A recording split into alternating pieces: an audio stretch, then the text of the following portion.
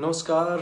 Facebook के इस live में आप सभी का बहुत स्वागत। मैं जितेंद्र कुमार आशा करता हूँ आप सभी अच्छे होंगे। और आज के इस लाइव में दोस्तों मैं जिस तरीके से मोदी जी को लेकर के जो डॉक्यूमेंट्री आई है और जिस तरीके से उसको लेकर के चर्चाएं चल रही हैं, मीडिया को मैनेज करने की बात चल रही है और जेएनयू जैसे संस्थान पर जो कहें कि वहाँ के जो लोग उसकी स्क्रीनिंग को देख रहे थे, स्क्रीनिंग कर रहे थे, उस पर जो है जिस तरीके से उसको बैन करने की कोशिश की गई है।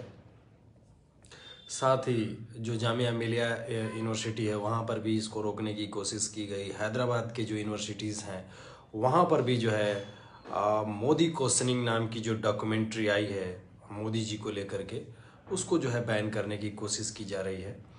2002 में क्या हुआ था, उसके पीछे किसका हाथ था, किसने उस घटना को नहीं रोका, किसने जो है कौन जो है उसके लिए जिम्मेदार है, इन तमाम पहलुओं पर बड़ा ही शानदार डॉक्यूमेंट्री है जो कि रिसर्च बेस्ड है और उसको जो है सरकार रोकने की कोशिश कर रही है। और उसी को लेकर के बीबीसी ने जो है 2 डॉक्यूमेंट्री रिलीज़ किया था जो कि बीबीसी की वेबसाइट पर भी था और तमाम ट्विटर हैंडल के जरिए भी उसको शेयर किया गया था, लेकिन जो है उसे जो है रोक दिया गया। बीबीसी ने भी उसे हटा लिया है। तमाम लोगों का जो ट्विटर लिंक था डॉक्यूमेंट्री को लेकर के, वो सारे के सारे लोगों का लिंक जो है वो हटा दिया गया। तो इस तरीके की जो चीज़ें हैं लगातार हो रही हैं।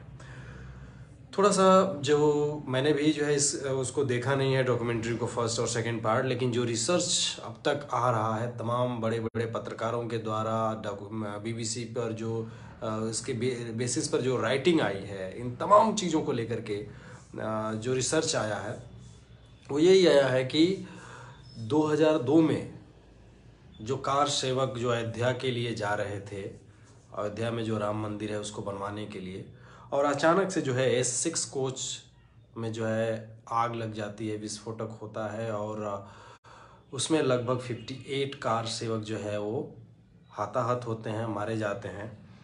और इसको लेकर के तमाम जो है प्रोपोगेंडा रचा जाता है और ये बता दिया जाता है कि ये मुसलमानों का काम है, मुसलमानों ने ऐसा किया है। ये रिसर्च बेस्ड बात मैं बता रहा हूँ। और फिर जो है कुछ ही दिनों बाद जैसे ही ये कोच में लोगों के साथ इस तरीके की जो चीज़ें होती हैं, उसके बाद अचानक से जो गुजरात में जो है इस तरीके के कहें दंगे फसाद शुरू होते हैं और ये लगातार 3 दिनों तक चलता है। तमाम ऑन स्क्रीनिंग की बात अगर कही जाए तो घर जलाए जा रहे होते हैं और पुलिस जो है पीछे की तरफ देख रही होती है। पुलिस को इसमें बोल दिया जाता है कि आप सभी जो है, चूंकि हिंदुओं की भावनाएं आहत हुई हैं तो उनकी जो प्रतिक्रिया है उसको बाहर आने दीजिए, उसको रोकने की ज़रूरत नहीं है। इस तरीके की रिसर्च की बात कर रहा हूँ।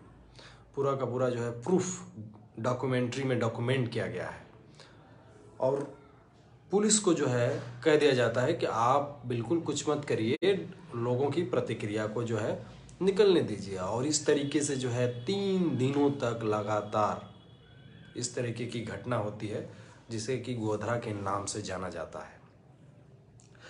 और जो एक और पॉइंट इसमें आता है कि संजीव भट्ट और हिरेन पांड्या जो कि उस समय बड़े रैंक के अधिकारी थे, आई थिंक आईपीएस वगैरह, तो इनको लेकर के जो है मीटिंग होती है और उस मीटिंग में जो है ये जो है कहा जाता है कि आप सभी अभी कोई भी एक्शन मत लीजिए, चूँकि हिंदुओं के साथ इस तरीके की चीज़ें हुई हैं तो वो खुद जो है उनकी जो प्रतिक्रिया है वो उसको होने दीजिए और फिर जो है आपको बताया जाएगा कि आपको क्या करना है। और आपको मालूम है कि संजीव भट्ट जो है इस वक्त जो है जेल में है। तो इस तरीके की चीज़ें जो है उस वक्त की गई थी और साथ ही आर्मी को भी बुलाया गया था। आर्मी अपनी पूरी थल जो भी सेना है उसको लेकर के वो पहुंची थी। आसमान से वो देख रही है कि गुजरात में इस तरीके की चीज़ें चल रही हैं। फिर भी जब उस समय मोदी जी जो है चीफ मिनिस्टर हो थे, और जब आर्मी के ब्रिगेडियर या जो भी हैं वो अधिकारी पूछते हैं कि हमें क्या एक्शन लेना है, आप हमें आदेश करें, तो उनको कहा जाता है कि आप जो है सीधा सीधा अपना कैंप लगा करके और रुकिए, हम आप सभी लोगों को बताएंगे कि क्या करना है। यानी कि ये जो है पूरा का पूरा चाहा जाता तो इस चीज़ को रोका जा सकता था, लेकिन इस तरीके की चीज़ें रिसर्च में आई हैं, डॉक्यूमेंट किया गया है, और उसी डॉक्यूमेंट को ताकि आने वाली जो न्यू जनरेशन है उसको ना पता चले। बहुत सारे लोग जो 2002-2004 में पैदा हुए होंगे, इस समय 18 से 20 साल के एज के होंगे, उनको नहीं मालूम है, और वो लगातार तमाम झंडे जो है लेके खड़े हैं। तो इस सिचुएशन में जो है ये स्टोरी लीक ना हो, वो बातें अब डिस्कस ना की जाए, क्योंकि ये एक डॉक्यूमेंटेड और बाहर के लोगों ने इसे डॉक्यूमेंट करके लाया है। लेकिन इसमें जो है मोदी जी का इंटरव्यू हुई है, तमाम जो उस समय के पत्रकार थे उन सभी का एक पूरा समावेश डिस्कशन है, जो कि ये जो है पार्ट 1 में डिस्कस किया गया है। और सेकंड जो उसका डॉक्यूमेंट आया है उसमें आप सीए एनआरसी आप लोगों ने देखा ही है, इसमें कोई बताने की ज़रूरत नहीं है कि किस तरीके से जो है डॉक्यूमेंट मांगना शुरू किया गया कि अगर आप भारत के नागरिक हैं तो आप अपने दादा परदादाओं के डॉक्यूमेंट दिखाइए। और ये पूरा शाहीन बाग को लेकर के भी जो है तमाम बड़े प्रोटेस्ट भी हुए, और इस सीए एनआरसी के चक्कर में जो है लगभग 8 लाख मुस्लिमों के पास डॉक्यूमेंट नहीं मिले, उनके कोई डॉक्यूमेंट नहीं थे। साथ ही 12 लाख ऐसे हिंदू परिवार भी मिले जिनके पास कोई डॉक्यूमेंट नहीं था। लेकिन ये कहा गया कि जो बाहर के देश में हिंदू रह रहे हैं, अगर उनके साथ अत्याचार हो रहा है तो हम उसे यहाँ पर एक्सेप्ट कर लेंगे, लेकिन अगर कोई मुस्लिम है तो उसको जो है हम एक्सेप्ट नहीं करेंगे। ये जो है बात कही गई थी एनआरसी और सीए में भी। दूसरा जो है आप सभी लोगों ने देखा होगा कि यूपी से लेके मध्य प्रदेश और बिहार, इन तमाम जगहों पर किस तरीके से गाय को लेकर के जो मॉब लिंचिंग का प्रोपोगेंडा हुआ, कि किस तरीके से कई दलितों के साथ अत्याचार, मुस्लिमों के साथ अत्याचार, ट्रेन में जो है दाढ़ी खींच करके कैसे उनके साथ गौ मांस ले जाते, तो फ्रीज में ये पकड़ा गया। इन तमाम चीज़ों के नाम पर भी एक बड़ा खेल खेला गया, और ये सारी की सारी चीज़ें जो है वो पूरी की पूरी जो है डॉक्यूमेंटेड हैं कि किस तरीके से इसमें बताने की कोशिश यही की गई है कि किस तरीके से जो बीजेपी सरकार है या मोदी जी जो हैं वो अपने चीफ मिनिस्टर कार्यकाल के दौरान या प्राइम मिनिस्टर के कार्यकाल अभी जो 9 वर्ष होने को हैं, इस दौरान वो कैसे मुस्लिमों के खिलाफ हैं, इस बात को लेकर के जो है इसमें पूरा का पूरा डिस्कशन है। पूरा जो है इस डॉक्यूमेंट्री में जो है डॉक्यूमेंट किया गया है। तो कुल मिलाकर करके जो है यहाँ बैन कर दिया गया है, और ये सिर्फ यूएसए और बाहर के ही देशों में एक्सेस है और वहाँ के लोग देख पा रहे हैं। जो यहाँ पर लोगों ने देखा है, सुना है, समझा है, वो प्रिंट मीडिया के जरिए, सोशल मीडिया के जरिए, जैसे भी हो, ब्लॉग्स के जरिए शेयर कर रहे हैं, लिख रहे हैं कि किस तरीके से जो है मैनेज किया गया था।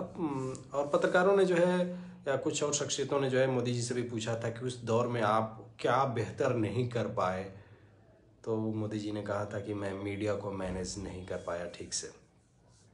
और अभी जो है किस तरीके से मीडिया मैनेज है या नहीं है, ये आप सभी बेहतर तरीके से समझते हैं। तो ये मैं लाइव आप सबसे जुड़ करके यही बताना चाह रहा था कि जो मोदी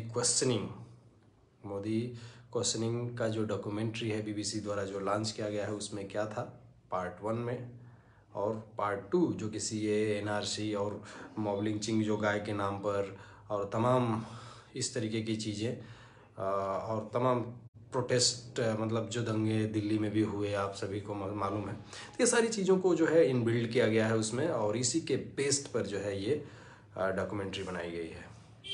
तो आप सभी का बहुत शुक्रिया हमसे लाइव जुड़ने के लिए। Thank you very much. देखते रहें न्यूज़ स्पैन के फेसबुक लाइव को, आप हमें यूट्यूब पर भी देख सकते हैं। तब तक के लिए अलविदा, फिर मिलेंगे कुछ नए टॉपिक्स पर। तब तक के लिए शुक्रिया, थैंक यू वेरी मच।